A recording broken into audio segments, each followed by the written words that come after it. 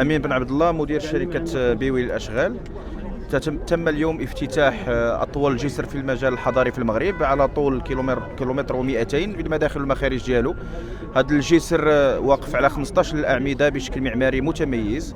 تمت اضافه اناره ليليه لكي تعطي جماليه معماريه جيده لهذا المشروع. هذا المشروع تم انجازه من طرف مقاوله واطر مغربيه ويد عامله مغربيه 100%.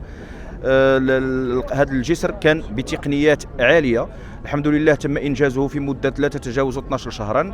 في هذا الشهرين اللي دازوا كنا كنقوموا بعمليه الصباغه وعمليه التنظيف للقيام بانطلاق حركه المرور فوق الجسر.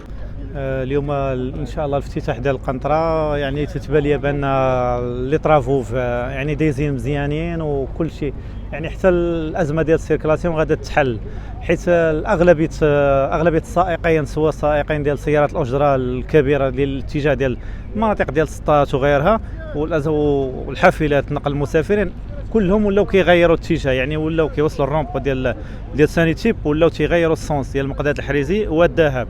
تخلق ازمه في الذهب وفي مقداد الحريزي.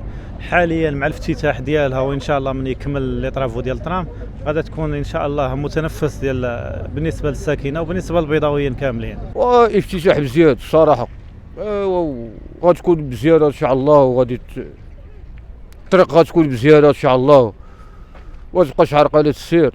هادشي اللي كاين. كان الزحام وكان الاكسيداج وكان الصداع والغوات وتيضربوا صحاب الطوموبيلات والباطر وعرقله السير. دابا غتكون زوينه ان شاء الله.